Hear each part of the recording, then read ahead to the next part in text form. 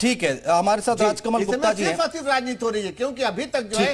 हाँ बोलिए राजकमल जी, बोलिए। यहाँ पर अब बोला जाएगा जुम्मे की नमाज में, नमाज से पहले, कि इसमें क्या खामियां हैं लोगों को बताया जाएगा और ये ठीक नहीं है, स्वीकार नहीं है। अब आप मेरी बात सुन लीजिएगा, ये केवल सांप्रदायिक भावनाएं भड़काने की कोशिश हो रही है।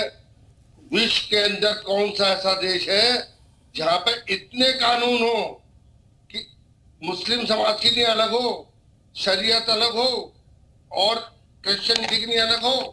ये केवल एक यही देश है।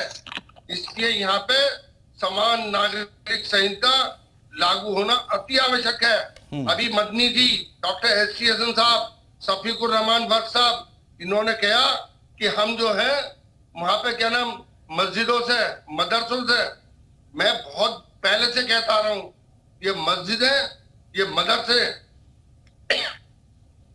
यहां से ये क्या देश चलाना चाहते हैं? केवल राजनीतिक अखाड़ा हो रहा है। जिन लोगों को समान नागरिकता पसंद नहीं है, जो कहते हैं कि अगर ये समान नागरिक संहिता लागू हुई जी तो हम इस्लाम उसको नहीं मानेगा। मेरी अगली बात सुन लीजिएगा जी, जिनको इस देश के अंदर रहना है उनको समान नागरिक संहिता माननी ही होगी, अन्यथा इतने सारे देश हैं वहां जाकर बस जाए जहां पर शरीयत का कानून बन जाएगा तो मानना ही है। देखिए देश कानून से चलेगा, संविधान से चलेगा, बिल्कुल ठीक बात कह रहे हैं। लेकिन अगर कोई आपत्ति दर्ज करा रहा है, अगर कीर्ति निधि पांडे जी इस पर आपत्ति दर्ज करा रही है, यही तो लोकतंत्र है ना राजकमल जी, यही तो लोकतंत्र है ना। वो आपत्ति दर्ज करा रहे हैं और ये पूछा भी जा रहा है सरकार की तरफ से। आपत्ति दर्ज कराना उचित है। ये कहना कि हम मस्जिदों से, मदरसों से नमाज में, जुम्मे की नमाज में, ये बिल्कुल गलत है। ये आपकी नजर में गलत है। ठीक है, इस पर भी हम बातचीत करेंगे, इस पर भी हम राय लेंगे, बिल्कुल इस पर भी राय लेंगे। लेकिन थोड़ा कानूनी तौर पर हम समझ लेते हैं। दिलीप जी जरा हमें समझाइए, कितना नफा कितना नुकसान, और जो बातें कही जा रही हैं समाज में आप सुन भी रहे हैं, फरंगी महली साहब क्या कह रहे हैं, बर्क साहब क्या कह रहे हैं, एस.टी. हसन साहब क्या कह रहे हैं, और जो अलग छोटे छोटे मुस्लिम संगठन है वो क्या कुछ कह रहे हैं। जरा मुझे बताइए इसके पीछे की कहानी क्या है। केवल राजनीति है, केवल ठीक है, राजनीति है। दिलीप जर्शवर्धन जी, दी आ रहा हूं, राजकमल जी आ रहा हूं। अनुज जी, 23 नवंबर 1948 वो दिन था जिस दिन कॉन्स्टिट्यूएंट असेंबली ने इस आर्टिकल को लेकर के डिबेट शुरू हुई थी जी। और उस दिन डिबेट में जो अगेंस्ट में पॉइंट रखे गए थे वही पॉइंट आज भी हैं। हाँ। उस समय इसको डेफर इसलिए कर दिया गया था कि तब इंडिया की बाउंड्रीज, और इंडिया अखंड भारत नहीं था, इंडिया की बाउंड्रीज फाइनल नहीं थी, बहुत सारी रियासतें धीरे धीरे इंडिया में शामिल हो रही थी। लेकिन अगर यूनिफॉर्म सिविल कोड की जरूरत ना होती तो उस समय इसका प्रोविजन किया ही नहीं गया होता, इसको आउटराइटली खारिज कर दिया गया होता। अभी एक साहब बाबा भीमराव अंबेडकर साहब की बात कर रहे थे, तो ये संविधान उन्होंने ही लिखा है और उनको लगा था कि इस देश में यूनिफॉर्म सिविल कोड की जरूरत है। जब हम एक भारत की बात करते हैं तो जाहिर सी बात है कि जब हम लॉ ड्रिवन सोसाइटी में हैं तो कानून भी एक जैसा होना चाहिए।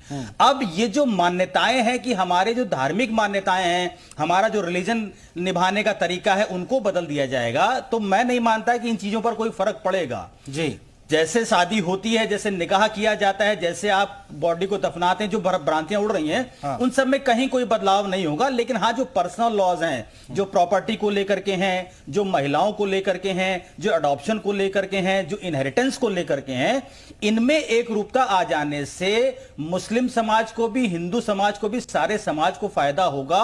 और जो लीगल कॉन्फ्लिक्ट है वो लीगल कॉन्फ्लिक्ट भी खत्म होगा। क्योंकि कई बार क्या होता है कि कानून में हम यहां फंसते हैं तो हम दूसरे पर्सनल लॉ का शेल्टर लेकर के बच जाते हैं, जी, जिससे कानूनी उलझने बढ़ जाती हैं। बिल्कुल बिल्कुल, और भी बहुत सारी बातें आपसे करनी है। बिल्कुल दिलीप जी, बहुत सारी बातें आपसे करनी है और बहुत सारी बातें आपसे समझनी है। तमाम मेहमान हमारे साथ बने हुए, आ रहा हूं राजकमल जी, आ रहा हूं। आप दरअसल अभी तक यूसीसी का ड्राफ्ट सामने नहीं आया, लेकिन कहा जा रहा है कि यूसीसी के आने से सबसे ज्यादा सहूलियत मुस्लिम महिलाओं को मिलेगी। मुस्लिम महिलाओं को हलाला और इद्दत जैसी प्रथाओं से आजादी मिलेगी। यूसीसी पर मुस्लिम महिलाओं का क्या कुछ कहना है वो सुन लेते हैं जरा। जाति धर्म में भेदभाव करना अच्छी बात हो रही है। ऐसे मतलब सब एक समान है, हिंदुस्तानी है, सबके लिए एक समान कानून और सबके लिए एक समान नियम होना चाहिए। मुस्लिम महिलाओं के लिए इस तरह से फायदेमंद है, जैसा कि उनके पति उनको तलाक दे देता है और वो कहीं शादी कर लेता है, ये लागू होने के बाद वो ऐसा नहीं कर सकेगा। इससे मुस्लिम को क्या, हिंदुओं को सबके लिए होगा कि जैसे पिछड़ी जाति होती है ना, वो अछूत, उनके लिए भी सबके लिए समान होना चाहिए, किसी के लिए कोई दोहराई नहीं होनी चाहिए। मुस्लिम महिलाओं के लिए काफ़ी होगा। जैसे तलाक के मामले में पहले हुआ है, इसी तरह से अपेक्षाएं करती हैं महिलाओं को, काफ़ी इससे राहत मिलेगी। और अयोध्या में जुमे की नमाज के बाद यूसीसी पर मौलाना और मुस्लिम समाज के लोगों की अलग अलग राय सामने आई है, वो भी सुन लेते हैं। जो हमारे उलमा कहेंगे उसी पर हम लोग अपना काम करेंगे। हम नया नया कानून बना रहे हैं, इसका कोई माने मतलब नहीं है। उसकी नौइयत क्या होगी, उसका तरीका क्या होगा, उसकी शक्ल क्या होगी, जब इस तरह कोई बात सामने आएगी तब देखा जाए। पहले का जो है कानून को सुने और माने, कानून का पालन होने दें, कानून को लागू होने दें। विरोध करें तब जब नुकसान हो उसका तब। अगर समर्थन की बात आएगी तो समर्थन करेंगे, अगर विरोध की बात होगी तो हम उससे पीछे भी नहीं है। जो मुसलमानों के कानून है उनको भी उसमें शामिल किया जाए और मुसलमानों के कानून के खिलाफ, मुसलमानों के मजहबों के खिलाफ ना हो। तो सुना आपने क्या कुछ कहना है लोगों का, नमाज के बाद क्या कुछ कहा लोगों ने, और जो महिलाएं हैं, मुस्लिम महिलाएं हैं, वो क्या कुछ कह रही हैं। खास पैनल हमारे साथ लगातार बना हुआ है। राजकमल गुप्ता जी बहुत देर से कुछ कहना चाह रहे हैं। राजकमल गुप्ता जी, देखिए यहां पर विरोध तो होगा और ये all India Muslim personal law board ने क्लियर कर दिया है, साफ कर दिया है कि हम इसका विरोध करते हैं, एक पत्र भी जारी कर दिया है। फिरंगी महली लखनऊ से बैठ के वो कहते हैं कि भैया नहीं करेंगे हम इसका समर्थन, हम इसका विरोध करेंगे। तो कॉन्फ्लिक्ट तो पैदा होगा ही आगे आने वाले वक्त में। देखिए, ये कॉन्फ्लिक्ट पैदा बिल्कुल नहीं होगा। पहले मैं सब लोगों से हाथ जोड़ कर निवेदन करता हूँ, उलेमाओं से और मौलवियों से, कि ये मुस्लिम समाज को समझाएं कि यदि अगर तुम्हें विरोध करना है, जिस दिन ये कानून तुम्हारे हकों के ऊपर कुठारघात करे, तुम्हें परेशानी करे, उस दिन इसका विरोध करो। पहले इसको आने तो दो, या 2024 का चुनाव देख के पहले ही आप इसका विरोध कर रहे हो। आपको मीठा है या नमकीन है खाने के बाद तो पता चलेगा।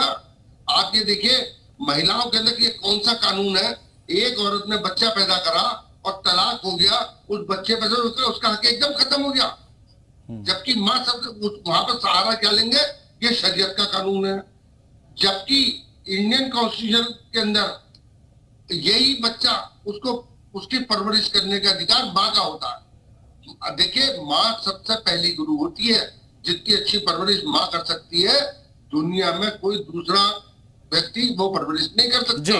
अब यहाँ पर आगे देखिए, मेरी सुन लीजिएगा। हाँ। ये जो केवल ये बातें हो रही है, भड़काऊ बातें हो रही है, केवल वोटों को पोलराइज करने के लिए। अच्छा, मेरा ये कहना, एक बार उलेमा मस्जिद से कहे तो सही कि साहब, अच्छा आपने क्या, देखिए अगर तुम्हें कोई नहीं तो उलेमा मस्जिद से क्या कह दे राजकमल जी, आप क्या सुनना चाह रहे हैं, क्या कहलवाना चाह रहे हैं? मैं उलेमाओं से कहना चाहता हूँ इसका समर्थन करें, कोई गलती हो तो। अरे वो मानने को तैयार नहीं है, वो कह रहे हैं हमें स्वीकार नहीं है, हम इसका विरोध करते हैं। आप कह रहे समर्थन करिए मस्जिद से खड़े होकर। मेरी बात सुनिए, अगर इन उलेमाओं को ये स्वीकार नहीं है तो सारे उलेमा को देश छोड़ के चले जाना चाहिए, जहां पे इनकी शरीयत का कानून लगता हो वहां पे जाकर रहे। शमशियादा जी आऊंगा मैं आपके पास, दिलीप जी आपके पास भी आऊंगा, रहिए आप सभी लोग हमारे साथ। एक छोटे से ब्रेक का वक्त हो गया है, ब्रेक के बाद भी चर्चा की शुरुआत। स्वागत है आपका, यूपी मांगे उत्तर देख रहे हैं आप। दरअसल मौलाना खालिद रशीदी फिरंगी महली ने जो मौलानाओं और इमामों से अपील की है, फिलहाल इस पर मिली जुली तस्वीर देखने को मिल रही है। कई शहरों में मौलानाओं ने फिलहाल अपील को दरकिनार कर दिया है।